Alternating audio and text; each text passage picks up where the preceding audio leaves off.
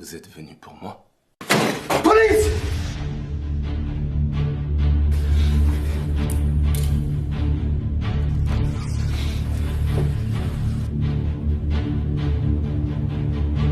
Pourquoi?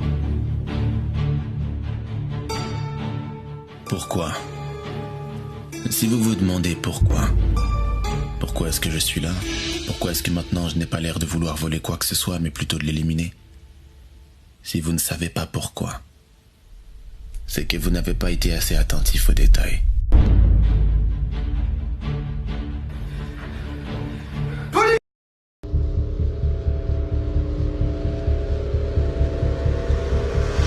L'histoire au départ est assez simple. Je dois rencontrer mon futur beau-père pour la première fois aujourd'hui. Bonjour, monsieur, enchanté de vous rencontrer.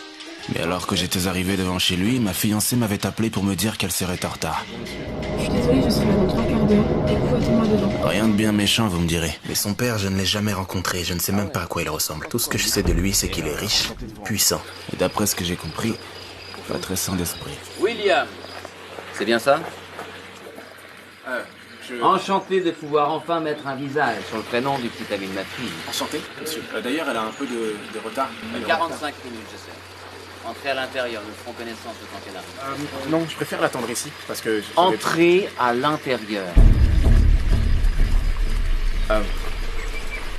Avec plaisir, monsieur. Je parle pas à vous. Pardon? Je parle à son père.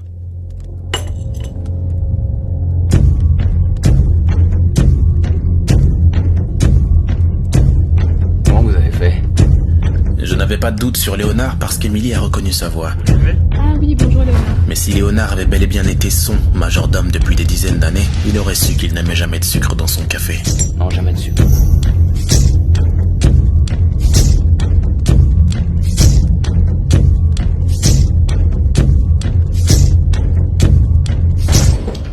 Vous l'avez regardé?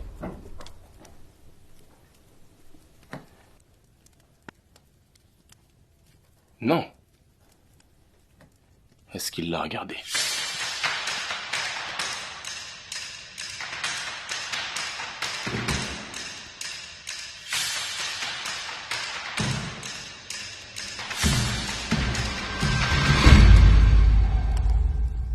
Vous avez joué, vous avez triché.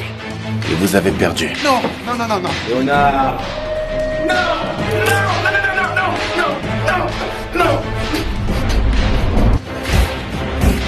J'aime les jeux. Remporter la partie dans les règles de l'art, sans tricher. Vous êtes un mauvais joueur, c'était déloyal. Quoi? Si vous jouez aux échecs avec quelqu'un qui ne connaît pas les règles, vous ne pouvez pas l'accuser d'avoir triché. Vous m'avez menti. Comme n'importe qui dans cette situation, et vous le savez très bien. Un bon joueur reste un bon joueur. C'est ce que vous appelez gagner? Minimisez sa victoire et vous pouvez être sûr qu'un bon joueur voudra recommencer la partie. Ah, et vous pensez pouvoir gagner? Je pense que je ne suis pas parfait. Et je pense que cette enveloppe contient un dossier sur un mec qui n'est pas parfait. Et Émilie m'aime, et je l'aime. Je ferai n'importe quoi pour elle, et vous trouverez rien dans ce dossier qui prouve le contraire. D'accord. Allons voir si vous feriez bien n'importe quoi pour elle. Lâchez-les, Léonard. Monsieur. Léonard. C'est ma fille. C'est ma partie. Ne trichez pas. Si vous gagnez, on en fait ce que vous voulez. C'est compris? Jouons au jeu des 3 cailloux. Le principe est simple. Nous avons tous deux 3 cailloux derrière le dos. Le but est de s'en débarrasser. Pour ce faire, on se doit de chacun mettre un nombre de cailloux dans notre main droite allant de 0 à 3. Nous tendons ensuite fermement le poing et tentons de deviner le nombre exact de cailloux en jeu. Donc les vôtres plus les miens. Deviner la somme exacte nous permet de nous débarrasser d'un caillou. Le premier qui n'en a plus aucun a gagné. Par exemple, vous en mettez 2 dans votre main droite et vous pronostiquez que la somme sera de 5. Autrement dit, vous pensez que j'ai moi 3 cailloux enfermés dans ma main. 2 plus 3, 5. Moi je dis 3 par exemple. Nous tendons le bras et ouvrons la main. Vous en avez 2, j'en ai 1. J'ai bel et bien deviné la bonne somme. 3, j'ai gagné.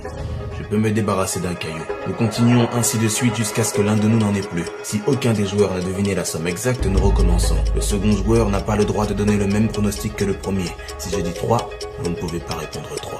Une égalité n'est donc pas possible. Est-ce clair? Allons-y.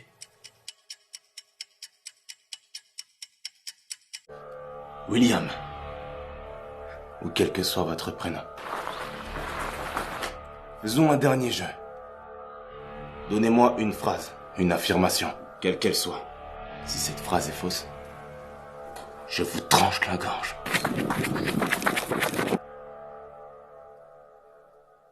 Et si cette phrase est vraie, je vous mets une balle dans la tête.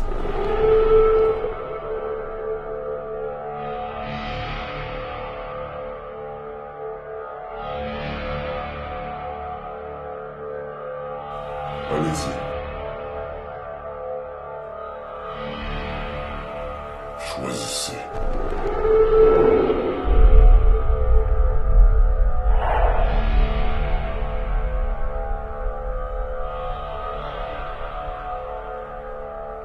Vous allez me trancher la gorge. C'est ma réponse. Vous allez me trancher la gorge. C'est à ce moment précis que j'ai gagné. S'il choisit de me trancher la gorge, cela voudra dire que ma phrase « vous allez me trancher la gorge » était bien vraie. Or, si cette phrase est vraie, il est censé me mettre une balle dans la tête. C'est donc comme ça qu'il doit me tuer. Mais s'il choisit la balle, ma phrase « vous allez me trancher la gorge » serait donc fausse.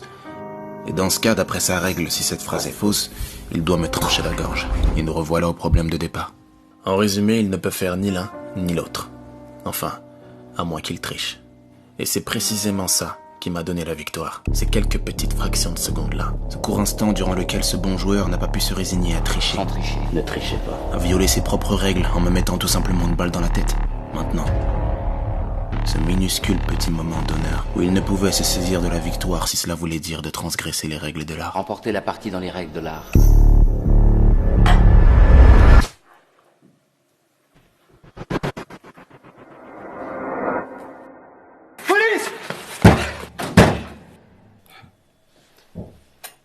Félicitations, vous avez gagné.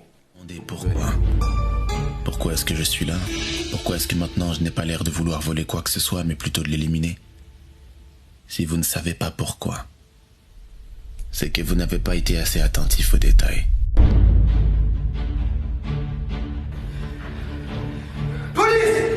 Finalement, j'aurais bien aimé vous avoir comme gendre. Je ne suis pas comme vous. Bien sûr que si. Je suis l'homme attaché à une chaise dans votre cave. Mais sauf que moi, je n'ai pas eu le cran de l'abattre moi-même. Moi non plus.